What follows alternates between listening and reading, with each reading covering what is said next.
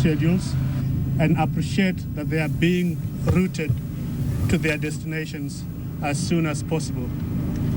President Kenyatta wishes to inform all stakeholders and all Kenyans that the fire has been contained, that the cause of the fire is being investigated, and that at this point there is no reason to speculate. The President also wishes to state that there was no loss of life. There has been a serious disruption of the aviation operations at this airport, as you will understand. Contingency measures have been put in place to stabilize the situation and to return the airport to normal operations. President Kenyatta wishes to reassure the entire aviation industry, investors, local and international travelers, that everything is being done to resume normal operations. To that end, we expect cargo and domestic services to resume from this airport this afternoon. They will operate from the cargo terminal. A time frame for the resumption of international flights will be relayed later. However, the Kenya Civil Aviation Authority has granted clearance for the use of Unit 3 of this international airport for departures and arrivals of international flights. We want to guarantee the safety and security of all passengers, and that is our most important consideration at this time. Helplines have been set up where those who wish to get further information can do so. I thank you. If you do have some questions, the secretaries will be able to pick some of them, or I would as well. Okay. Yeah. My name is Larry Mendo. I work with the NTV. Do we know exactly when you'll be resuming international flights? You said it will be relayed later, but what kind of timeline are we talking about? We are unable to give you a time frame at this point. We are working on that. Will it be today? We are unable to give you a time frame. Tristan McConnell from the London Times. We can all see the damage that's been done to arrivals and it was almost destroyed. How about the departure areas? For example, Unit 1, we can see burn marks across the walkway. How much damage has been done to the departures at the international airport? We are unable to quantify the damage at this point. We will be able to relay that later as well. O'Brien from KBC. Yeah. Two questions. You have talked about a helpline has been set up. Could you give us a couple of images, a number or something? And the other question is, do we know by now how many flights have been diverted from Moi Airport and Eldoret Airport at this point? Do we know? How many flights have been diverted to Moi in Eldoret, even in Mombasa and Eldoret Airport? That's a detail we can come back to you just now. Five Okay. were diverted. Okay. 5 were diverted and 2 were stopped from coming. 2 flights were stopped from coming in. 5 flights are diverted to various airports. And 9 landed before this morning. And in total, before the fire, 9 aircraft landed. Yes. What about the helpline? Oh, you will get that just now. Yes. Yes.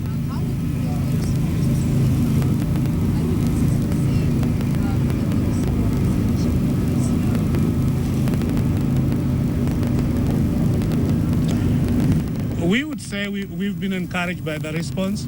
We think they acted within their powers fairly quickly. We think that they were able to manage the fire in the most appropriate way at the time. Yeah.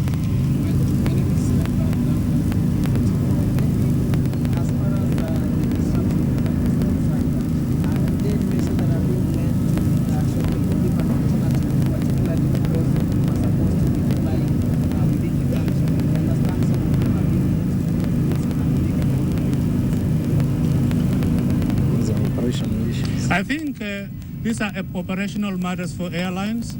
We think that the airlines are doing everything possible to ensure that the passengers reach where they need to in good time. There will be some discomfort, obviously, because this is not the time when you expect full comfort as usual.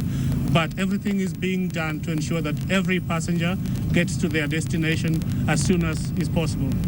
Yeah. Advanced loading process. How many passengers go through the airport every day? 6 million a year, that would make it about 16,000 a day. How many flights a day? Well, why is the airport manager? Yeah. They could answer some of You'll these be questions. able to get that. We should be Yeah. able to get that. But it's 16,000 a day.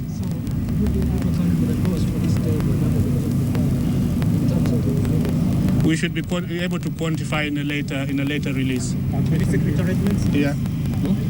Any security rearrangement? Any security arrangement? Secretary? Definitely security. Security at the airport has definitely been enhanced. You can see around ourselves we have a lot of security personnel, and the security has taken over the scene of the fire, and definitely we want to guarantee that the security of individuals and property that still exists there is protected. And going forward, we want to confirm that security is something we are giving a lot of prominence to make sure that at the earliest time possible, the airport come back to normal. But as for now, security has been very highly enhanced. Is there a particular team doing the investigation? Naturally, there is a team that has been put together to do the investigation, both from the intelligence, criminal investigation department. So we have a team in place that is carrying out the investigations. The absence of Is that investigating team taking into consideration the fact that it's the 15th anniversary of the embassy bombings today? Well, when it comes to matters of investigation and security, they will know the parameters from which to operate from. the absence of top KDA management in this press conference is raising a lot of questions. Would you want to confirm that the management is still in charge of Let me. You know, KAA is doing a very commendable job. Right now, the most important thing is to make sure that we resume cargo flights. So don't read anything beyond. The MD and his team are very busy at the cargo terminal trying to make the final preparations together with the immigration people. So they are just busy. We cannot all just come to the press conference. They are very busy. We can take one more. A bit more of a coincidence, given that the airport has been experiencing some disruptions just the last 2 days, and the government has not taken too long to come in. When was the government away? I mean, in terms of really handling the situation, because the last 2 days there has been a bit of laxity. Did you feel there was a lack of a government presence at any one time? Has anything happened to give you an indication of that? The last time I think you were informed that the Kenya pipeline was carrying out maintenance on one of the tanks, and that caused an airlock within the system, and that is what caused. So that has nothing to do with the fire incident. Did this fire come from what used to be the duty-free section? No. It came from the immigration section, after the bridges that you can see, the second desk of immigration, which is nearest to Terminal Unit 1. Yeah. Maybe last question. We'll revert to them shortly to come later on. We'll be coming back to you at around 3 o'clock. So we want to go back so that we make sure that we put in place the preparations for the cargo. Right now we have allowed the cargo to come in. Fruits, flowers, they are coming in, they are being processed. And we want at 2:30, because we closed the airport up to 3. The airport was closed by Kenya Civil Aviation Authority up to 3.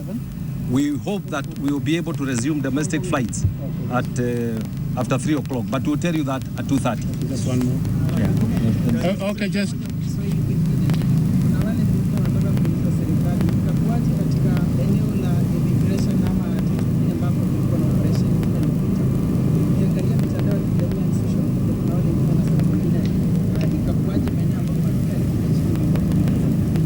Ndugu yangu, duty free ziko pande hii.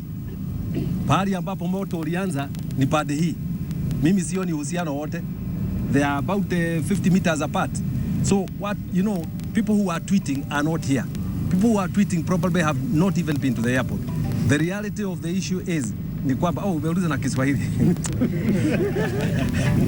Ukweli wa mambo ni kuwa hizo ziko mbali sana. Duty free ziko pande hii na unaweza kuona pale tuko na unit 1, 2 and 3 departures, na moto ulianza pande ya arrivals after the bridges, pale kuna immigration. Kwa hivyo zimetengana sana sana sana sana. Kile kitu ambacho kilifanyika ni kuwa moto ulitabaa kwa bridge ya Ngaboire, na ndio unit 1 kuna vumbi na moshi nyingi sana, na hata unit 2.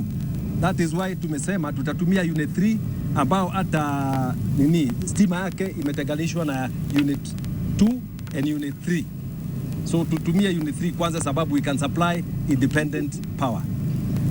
Sawa? Okay, just for the helpline, the number is 0734 104 747. That is 0734 104 747. Ladies and gentlemen, thank you. Until the next briefing.